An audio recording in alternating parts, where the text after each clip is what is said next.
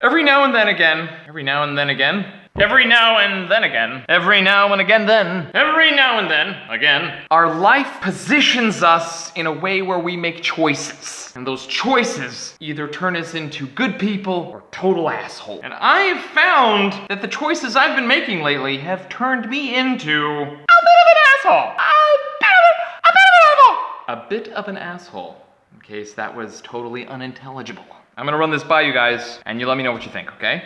Okay. Now, on my recent trip to Bologna, I got off the driverless train, which happens to be the longest driverless train in the world. I don't know if you guys knew that, but, you know, we'll check that off the bucket list. And I was at the wrong terminal, so I had to go to another terminal, so I had to get on a bus, took me minutes. I was running behind schedule. I wasn't late for my plane, I was just running behind my own comfort zone schedule. I don't like to be the first person on the plane. I don't like to be the last person on the plane. I like to be like right in the middle there. Now I know at this point, Millie, who's watching this, is jumping up and down, going, "You fucking ass! Yeah.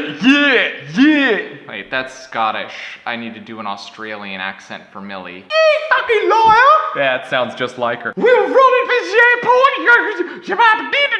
I can't really capture Millie, so I'm not even gonna try. I had to run. You need to take a shit. First of all, Millie, I had never been inside the Qantas business class lounge, and they had free sandwiches. But only free cheese sandwiches. And my stomach does not respond well to cheese, ergo I had to take a shit.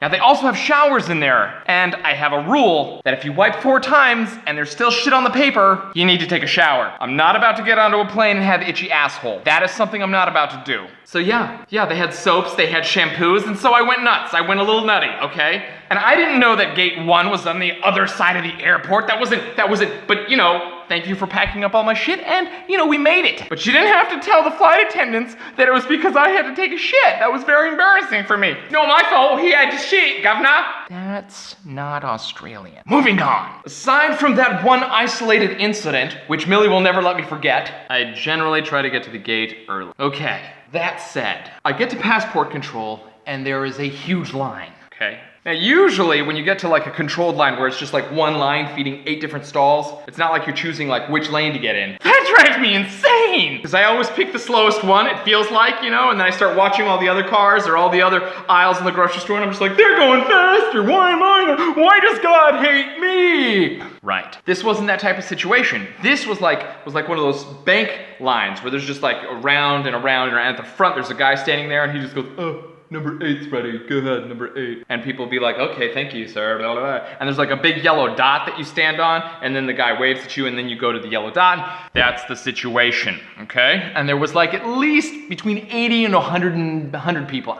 So I'm thinking like, we're looking at least 25, maybe 35 minutes, tops. Ready to reserve myself and just be like, okay, this is just gonna take as long as it takes, and whatever it takes, I'm fine.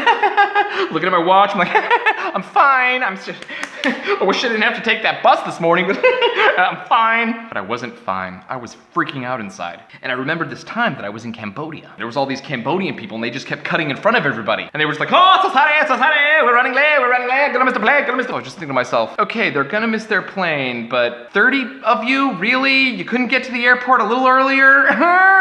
But I had plenty of time, so I wasn't worried. Let that happen. And so did everybody else in the line, except like right around person number 20, there was this one Italian guy who started going, which I imagine was like, you know, not his happiest face, but because he was Italian, you know, no one could tell. Anyway, I'm standing there at the end of this line and I'm thinking to myself, why wouldn't I cut this line? Like, what is the worst thing that could happen to me? Are they gonna cut off my hands? Is that what happens? Nah, they take bananas and they shove them in your ass, but sideways, so it doesn't feel so good. No, probably not that either. The worst thing they could do is just be like, excuse me, sir, you have to wait in line, and put you at the end of the line. Like, that's the worst thing they could do, and you're already at the end of the line. So it's like the worst thing you could do is put me exactly where I am already. There's no downside, is what I'm saying. Moral ambiguity, all of my feelings, everything's rushing, and I'm just like, fuck it, let's do this.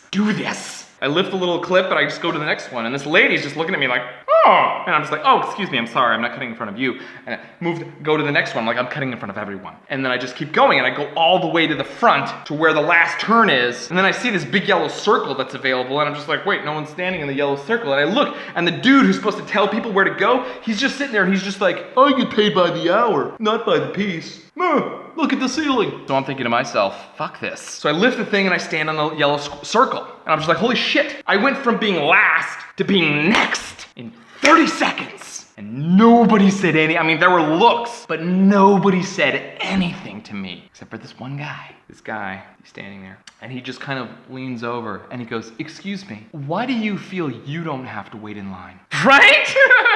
The balls! Which is a very good question. Now, anytime I have a social interaction with people where I'm being an asshole, I have like several defense mechanisms. My first line of defense is to feign ignorance or mental retardation. I'll be like, oh, I'm sorry. Was this not, I didn't know how lines worked. I didn't realize that, oh. That wasn't gonna cut it because this was just blatantly obvious. My second line of defense, of course, would be, but